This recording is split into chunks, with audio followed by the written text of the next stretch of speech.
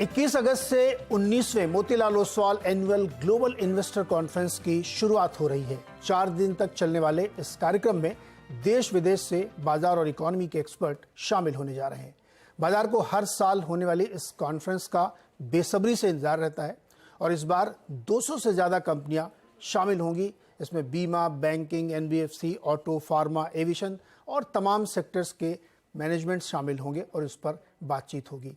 इस कॉन्फ्रेंस में इकोनॉमी और बाजार के हालात पर तो मंथन होगा ही, नई थीम्स भी डिस्कस होंगी और India rising nation on the move के साथ कामकाज होगा। इस कार्यक्रम के साथ बाजार पर चर्चा के लिए हमारे साथ मोतीलाल ओसवाल इंस्टीट्यूशनल इक्विटीज के एमडी एंड सीईओ रजत राजगढ़िया और सेल्स हेड सचिन शहाणे जुड़े। तो जिस तरीके की ये कॉन्फ्रेंस होने वाली है, हमेशा हम लोग बहुत इंतजार करते हैं और बहुत सारी उसमें खबरें निकलती हैं, बहुत सारी नई चीज़ें हमें पता चलती हैं और इसमें इस बार बहुत सारी कंपनीज और जो आपकी रिपोर्ट है इस कॉन्फ्रेंस से पहले, उसमें जो आपकी ट्रैकिंग कंपनीज हैं वो भी बढ़िया ग्रो कर रही हैं। लेकिन रजत, इंडिया का इसमें जो सिचुएशन है, हमारे एक पड़ोसी देश में बहुत बुरी स्थिति है, चाइना में ना, तरह तरह की रोज़ खबरें हमें सुनाई पड़ती हैं कि डिफ़ॉल्ट हो रहा है, ये हो रहा है। दूसरी तरफ जब यूएस की तरफ देखते हैं, जो रोज़ सुबह हम ट्रैक करते हैं, तो वहाँ एक अलग कहानी चल रही है तेज़ी की, वहाँ की इकॉनमी को ठंडा करने की कोशिश फेड कर रहा है। लेकिन इन दोनों के बीच में इंडिया अनअफेक्टेड कह सकते हैं अभी तक लग रहा है और बहुत आउटशाइन कर रहा है। आप लोग कैसे इस सिनेरियो को देख रहे हैं? आपने काफ़ी अच्छी तरीके से समराइज़ किया आज के माहौल को। मुझे लगता है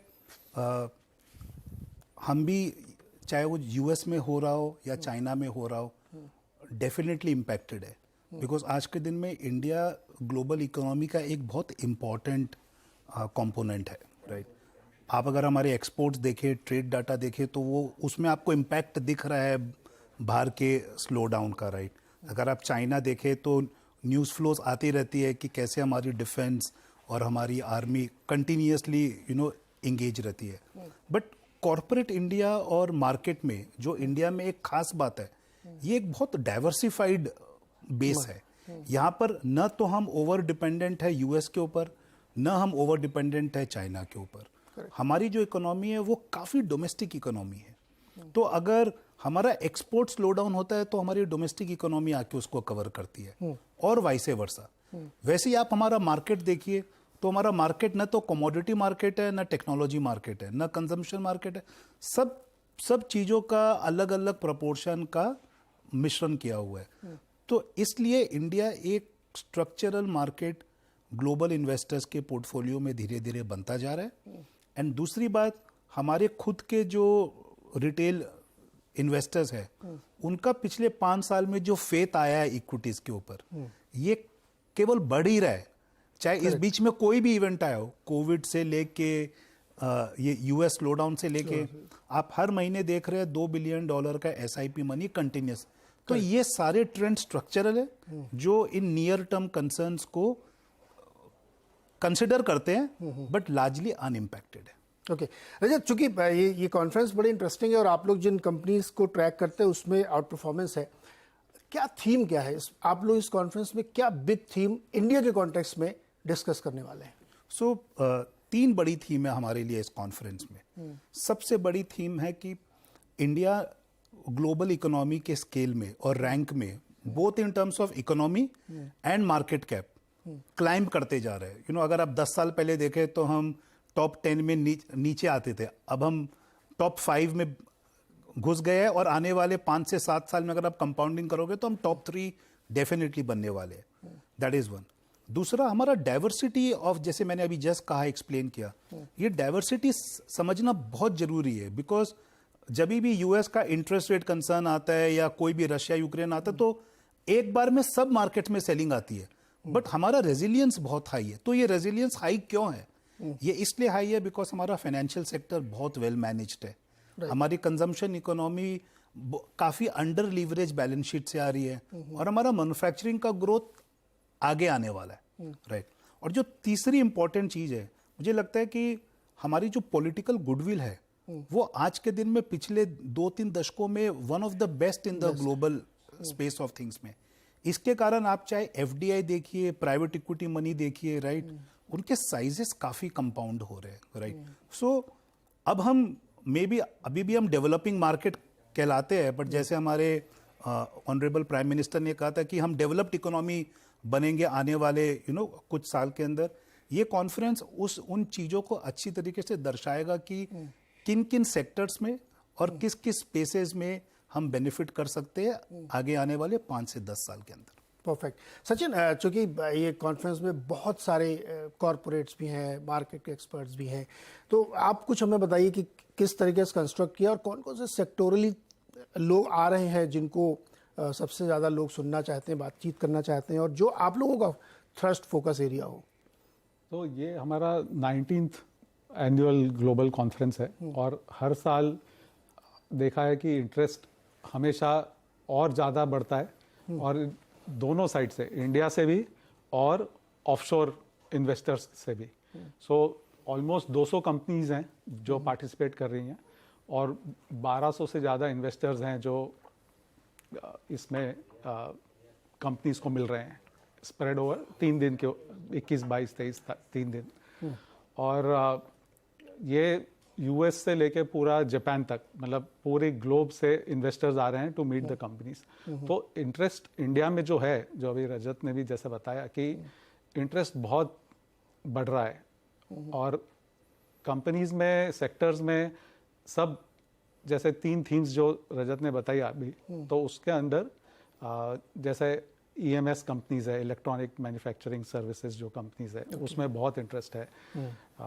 मैन्युफैक्चरिंग में बहुत इंटरेस्ट है। सो कंज्यूमर ड्यूरेबल्स हो, कैपिटल गुड्स हो, सब उस थीम में काफ़ी कंपनीज हैं जहाँ पर इंटरेस्ट है।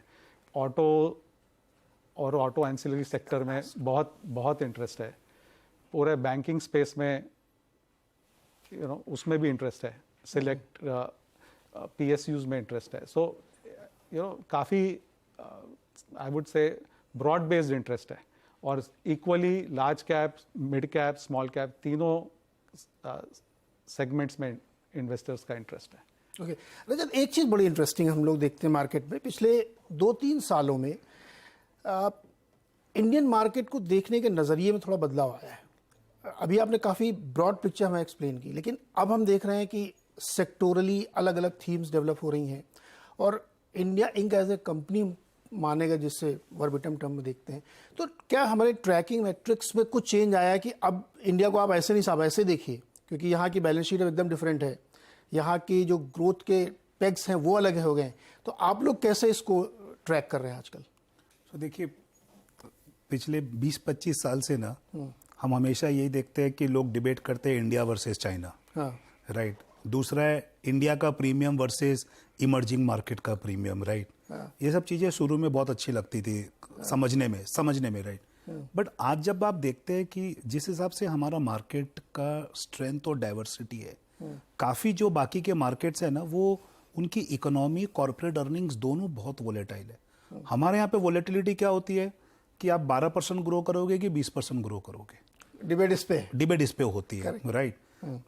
दूसरी बात, हम हमेशा बोलते हैं कि हर क्वार्टर GDP नया हाई बना रहा है, हर क्वार्टर कॉर्पोरेट प्रॉफिट नया हाई बना रहा है, तो मार्केट को भी लॉजिकली हर क्वार्टर नया हाई बनाना चाहिए अगर एक स्टेबल वैल्यूएशन रहे तो। बट क्या मार्केट लीनियर मूव नहीं करता उनकी तरफ, सो इसलिए वो ऊपर नीचे ज्यादा होता है, बट ट्रेंड इंडियन मार्केट का ऊपर ही रहेगा, राइट। तीसरी चीज मुझे लगता है, जो इंडिया में equity return over fixed income return का पिछले 15-20 साल से एक डिस्कशन चल रहा था, वो रिटेल इन्वेस्टर्स के बेस के अंदर बहुत स्ट्रांगली एम्बेड हो गया, राइट। अगर आप देखो तो on an average post tax आपको मार्केट में 13 से 15% रिटर्न बन जाता है, राइट। अगर आप फिक्स्ड इनकम में देखोगे तो आपको पोस्ट टैक्स 4 से 5% रिटर्न बनेगा, राइट। तो अगर आप 5-10 साल का होराइजन लो तो ये गैप इतना बड़ा है कि वेल्थ क्रिएशन और वेल्थ प्रिजर्वेशन का डिफरेंस है डेट और इक्विटी। ये अब धीरे धीरे कॉर्पोरेट बैलेंस शीट्स में भी आ रहा है, इंडिविजुअल बैलेंस शीट्स में भी आ रहा है, राइट। तो पहला। दूसरा, पिछले 5 से 10 साल के अंदर आपने कॉर्पोरेट बैलेंस शीट्स को केवल डीलीवरेज होते हुए देखा, राइट। सो एक कॉमन परसेप्शन है कि अगर आपकी बैलेंस शीट में डेट कम होता है तो आपकी इक्विटी वैल्यू ज्यादा होती है, पर मुझे लगता है आने वाले 5 से 10 साल में आप देखोगे कि कॉर्पोरेट बैलेंस शीट में डेट वापस आ रहा है, बिकॉज आपको कैपेक्स देखना है, आपको मैन्युफैक्चरिंग ग्रोथ देखना है, तो ये एक नया लेयर ऑफ ग्रोथ हमको ला करके देगा। सो मुझे लगता है कि अगले 5 से 8 साल इन्वेस्टिंग के लिए थोड़े अलग होंगे compare to the last 10 years, जहां पर consumption, unleverage balance sheet, high multiples को सपोर्ट कर रहे थे। यहां से आप कैसे बैलेंस करते हो ग्रोथ को, अपने डेट को मैनेजेबल रखते हो, राइट? और जितनी अपॉर्चुनिटीज आएगी इस इकोनॉमी के साइज में, उनको कैप्चर करना बहुत जरूरी है, बिकॉज आप नहीं करोगे तो कोई और करेगा, right? So this is how हमको लगता है कि इन्वेस्टर्स और मार्केट्स दोनों कंपनीज को इस नजरिए से देखेंगे। परफेक्ट। मुझे एक छोटा सा ब्रेक लेना है कि ब्रेक के बाद में रजत और सचिन से ये जानने की, एक स्टीरियोटाइप है कि 12-13% का कन्वेंशनल रिटर्न मिलता है। क्या अब बदली परिस्थितियों में जहां पे हमारी जो तीनों बैलेंस शीट है, चाहे कॉर्पोरेट की हो, गवर्नमेंट की हो या बैंक्स की हो, सब बहुत ही स्ट्रांग, बहुत ही क्लीन है, तो क्या ये स्टीरियोटाइप टूटेगा? कि अब तो इतनी नई नई थीम्स आ रही हैं कि थोड़ा बड़े रिटर्न्स की उम्मीद करें? ये मैं इस कॉन्टेक्स्ट में कह रहा हूं क्योंकि मार्केट हमारा अभी भी ओवर वैल्यूड नहीं लगता मुझे, क्योंकि जो जिस पीक से मार्केट नीचे आया था वहां से तो भी बहुत पीछे हैं हम लोग, और अब बैलेंस शीट बदल गई, बढ़ गई है। तो क्या ये स्टीरियोटाइप टूटेगा? और ये इस कॉन्फ्रेंस में डिस्कस होगा। ब्रेक के बाद लौट के थोड़ी सी चर्चा करते हैं।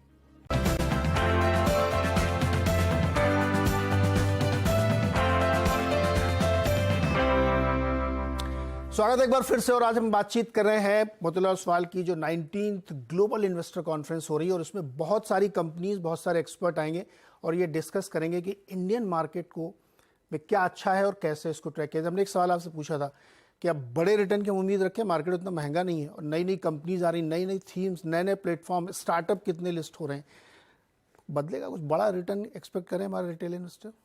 जरूर करना चाहिए। डिपेंड करता है कि हम बड़ा कैसे डिफाइन करते हैं। मुझे लगता है कि कोई एक साल में 25-30% रिटर्न बनाना पॉसिबल है, बट उसके बाद शायद आपको एक बहुत ही लो सिंगल डिजिट रिटर्न बने। अगर आप अपने इन्वेस्टिंग के ऊपर 15% over a period of time compound कर सकते हो, राइट, मुझे लगता है कि वो उससे बढ़िया रिटर्न आपको किसी और एसेट क्लास में over a period of time मिलना बहुत मुश्किल है। ये मार्केट 15% सालाना रिटर्न नहीं देता है। ये कोई साल 25 से 30 देता है, कोई साल 5 से 10, एवरेज 15। बट एवरेज 15 बहुत अच्छा है over a period of time, because आप इन्फ्लेशन से 10% ऊपर कमाओगे। अगर कंट्री की इन्फ्लेशन 5% रहती है तो आप 10% ऊपर रिटर्न कमाओगे। फिक्स्ड इनकम आपको 5 से ऊपर नहीं देगा post tax. Real estate anyways different investment है। आप गोल्ड भी देखिए तो period of time dollar adjusted आपको सिंगल डिजिट रिटर्न ही मिलेगा। तो मुझे लगता है 15% बड़ा रिटर्न है, प्रोवाइडेड आप उसमें रिस्क को भी अच्छी तरह मॉनिटर कर सको। बट हाँ, जैसे जैसे ये इकोनॉमी बड़ी होती जाएगी, कुछ सेक्टर्स आएंगे जो आपको 15 से ज्यादा देंगे, राइट? वो आपको थोड़ा अर्ली कैच करना पड़ेगा। देखिए, जब कोई सेक्टर 30-40% ग्रो करता है, उस फेज में उसके रिटर्न्स भी ज्यादा होते हैं। फिर वो एक मैच्योरिटी फेज हिट करता है तो फिर वो कंसोलिडेशन की तरह निकलता है। बट अगर आप 5-10 साल का फेज देखोगे तो मुझे लगता है 15% एक बड़ा रिटर्न है। तो मैं बहुत ग्रीडी नहीं हो रहा हूँ, लेकिन मैं सचिन बहुत प्रैक्टिकली ये कह रहा था कि चूंकि सब कुछ नए तरीके से हो रहा है, गवर्नमेंट का इतना पुश है, और अगर एफडी से डबल रिटर्न आपको इक्विटी मार्केट दे रहा है, जैसे कि रजत कह रहे हैं कि 8 नहीं साहब 15-16 एवरेज आराम से मिल सकता है। तो चूंकि आप तो इसी काम में लगे हुए हैं, तो जो कंपनियां वहाँ आ रही, जो इन्वेस्टर आ रहे हैं, वो भी ऐसे ही रखते हैं, या मैं कुछ ज़्यादा आपसे एक्सपेक्ट कर रहा हूँ? तो इसमें एक इम्पॉर्टेंट चीज़ मैं आपको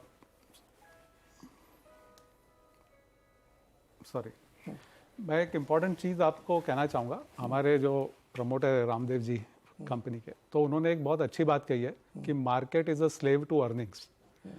अर्निंग्स होगी मार्केट्स में तो markets will accordingly show returns. आप अगर FY20 से 23 तक देखें, NSE 500 का returns in terms of profits कुछ 28% केगर है, and market cap has gone up around 31%. So market returns will वो अपने profits के हिसाब से, earnings के हिसाब से markets will show their returns. So I think थोड़े companies में हो सकता है when अच्छा परफॉर्मेंस होगा तो उसका रिटर्न्स बेटर होगा, but over a period of time, because markets में साइकिल्स रहती हैं, सो हर कंपनी अपने अपने साइकिल्स के थ्रू पास करती हैं। तो इसलिए मैं कहूँगा कि 14-15% एक्सपेक्टेशन बहुत अच्छा एक्सपेक्टेशन है। It's about time in the market rather than कितना रिटर्न मुझे मिलेगा, अपन कितने देर मार्केट में रुक सकते हैं और वो कंपाउंडिंग का जो बेनिफिट है वो उठा सकते हैं, वो ज़्यादा इंपॉर्टेंट है। चलिए 3% तो मैंने बढ़वा लिया ना, 12-13 से 15 तक तो लाया आपको। एक चीज और कंसिडर करिए, आज हमारा मार्केट कैप टू जीडीपी 100% चल रहा है। अगर हम बिलीव करते हैं कि हमारा नॉमिनल जीडीपी मानिए 10 से 12% सकता है, कभी 10 कभी 12, राइट, तो मार्केट आपको 15% रिटर्न देगा तो भी आप 100 से ऊपर ही रहोगे। Exactly right. कभी कभी अगर आप ज्यादा 130-40 हो जाते हो ना, तो देन यू स्टार्ट सीइंग थोड़ा सा वैल्यूएशन का बबल, तो फिर आपको एक पीरियड ऑफ कंसोलिडेशन होता है। तो I think 15% stable return over a long period of time is phenomenal. Rajat, मैं ये सवाल जानती कि बहुत ही लोडेड क्वेश्चन एक्चुअली मैंने आपसे पूछा था। आप आईटी को देखिए, कोविड के बाद से जो पहले 20-22 के मल्टीपल में चलते थे वो 30 से नीचे नहीं आ रहे हैं। 20-22 में मिड कैप वाले चल रहे हैं, क्योंकि बैलेंस शीट बड़ी हुई है, बिजनेस बड़ा हुआ है और एक्सप्लोजन जैसी स्थिति है इंडियन मार्केट के लिए। इसलिए मैं कह रहा था कि मैं तो ग्रीडी होता हूँ रिटेल के लिए कि 15-16% बहुत बड़ी बात अब नहीं रहेगी, 12-13 तो बहुत कन्वेंशनल है। लेकिन सचिन, एक सवाल आपसे और फिर एक से अब बहुत इंपॉर्टेंट सवाल आप, जब आप मिलते हैं बहुत सारे लोगों से, पोटेंशियल इन्वेस्टर से, अल्ट्रा एचएनआई से, उनके दिमाग में पहला सवाल क्या होता है जो आप लोगों से वो पूछते हैं? उनका इंटरेस्ट ये रहता है कि कौन सी कंपनीज देखनी चाहिए जहां पर गवर्नेंस अच्छा है, रिटर्न्स पॉसिबली बिजनेस मॉडल अच्छा है और अकॉर्डिंगली रिटर्न्स अच्छे बन सकते हैं। उनका सवाल ये रहता है कि ऐसे कौन से आइडियाज हैं जहां पर कोई कंसर्न भी जाहिर करते हैं, वो उनके मन में कुछ होता हो? कंसर्न्स ज़्यादातर वैल्यूएशंस पे रहते हैं कि महंगा हो गया है, तो थोड़ा वेट करें, या फिर क्या रीज़न से महंगा है, क्या कारण से महंगा है, क्योंकि जो अच्छा चीज़ है वो हमेशा महंगा ही रहता है। ये तो बहुत सेट थ्योरी है सर। मतलब फॉरेन में आप जाइए तो एफएमसीजी कंपनी बड़ी बड़ी जायंट, इवन नेस्ले भी आपको फॉरेन में 20-21 के मल्टीपल मिलेगी, यहाँ 60 से कम में नहीं मिलती है। तो अच्छी चीज़ महंगी मिलेगी। अब आपसे सवाल है, कोई कंसर्न हो आपके दिमाग में, या इवन पॉलिटिकल लैंडस्केप को लेकर के? जैसे हम लोगों ने कहा कि बहुत बड़ी पॉलिटिकल कैपिटल है, ये शायद पिछले 2-3 दशकों में हमने नहीं देखी थी। कोई रिस्क आपको लगता है, एनी काइंड ऑफ थिंग? मुझे 2 रिस्क लगते हैं। पहला रिस्क मुझे लगता है कि अभी तक हमने हमारी करेंसी को एक बहुत स्टेबल रेंज में देखा था। राइट। जिस हिसाब से दुनिया में ग्रोथ के कंसर्न्स आते रहते हैं, यूएस के इंटरेस्ट रेट कंसर्न्स आते रहते हैं, एक करेंसी एक कंट्री का एक बहुत इंपॉर्टेंट बैरोमीटर होता है। अभी हम 83 के आसपास चल रहे हैं एंड हमारे रिजर्व बैंक ने बहुत अच्छे तरीके से फॉरेक्स रिजर्व और करेंसी को बैलेंस करके रखा है। बट अगर ग्लोबल मार्केट में कुछ भी ज़्यादा ऊपर नीचे होता है तो वो हमारी करेंसी को भी इम्पैक्ट करेगा, एंड करेंसी का इम्पैक्ट हमेशा नियर टर्म में मार्केट्स को थोड़ा सा अनसेटल करता है। सो पहली बात ये। दूसरी बात, हमको हमारे मार्केट में ना हमारी इकोनॉमी में जिस हिसाब से हमारा मिडिल क्लास हर साल और बड़ा होता जा रहा है, right, job opportunities creation is very important, right. IT sector हमारे जॉब मार्केट अपॉर्चुनिटी का एक बहुत बड़ा हिस्सा है, राइट। ये सेक्टर का स्लो डाउन ना थोड़ा जल्दी अरेस्ट होना चाहिए, बिकॉज इसका इम्पैक्ट काफी सेगमेंट्स में आता है, राइट। तो आप पिछले 6 महीने में देखेंगे तो नेट हायरिंग आईटी सेक्टर का थोड़ा सा कम हुआ है, राइट। ये सेक्टर जो हायरिंग करता है ना, इसके कोलैटरल बेनिफिट्स पूरे रेस्ट ऑफ द कंजम्पशन के ऊपर बहुत अच्छा पड़ता है। सो मुझे लगता है कि ये स्लो डाउन जितनी जल्दी रिवर्स हो अगले 1 से 2 क्वार्टर के अंदर, वो अच्छा है। अगर ये स्लो डाउन थोड़ा लंबा चला, राइट, तो मुझे इसका थोड़ा सा एडवर्स इम्पैक्ट दिखता है मार्केट के ऊपर। अच्छा, एक क्विक, जो कि करेंसी हम लोग देखते हैं आज़ादी के बाद से अब तक हर साल एवरेज 2% डिवैल्यू होती है, मतलब डिप्रिशिएट होती है। तो इतना हो अल्लाह 83 पहुँच गया, लोग परेशान हो जाते हैं कि अरे साहब बहुत, एक्चुअली तो हमको $400 बिलियन का एक्सपोर्ट करना है। आपकी बात एकदम सही है। तो 83 का लेवल इतना concerning level is not concerning, volatility का, हाँ, मतलब वो किस टाइम पीरियड में कितना मूव करता है ना, वो इम्पोर्टेंट है। यू कैन से कि नेचुरली हर साल हमारा करेंसी 2 से 3% डिप्रिशिएट करेगा, तो शायद कुछ टाइम बाद 90 भी हो सकता है, कुछ सालों बाद, राइट।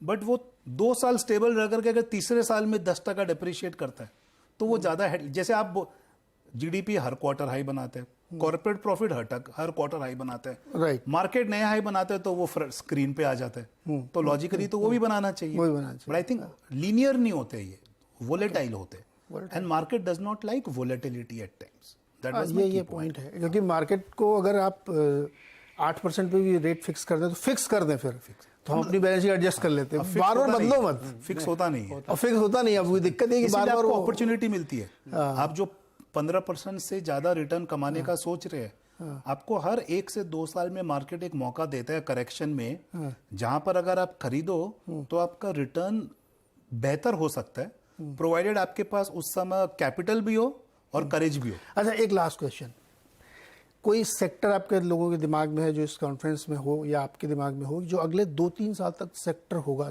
जिस पे सबको ध्यान देना चाहिए, रिटेल को, HNI को, सबको?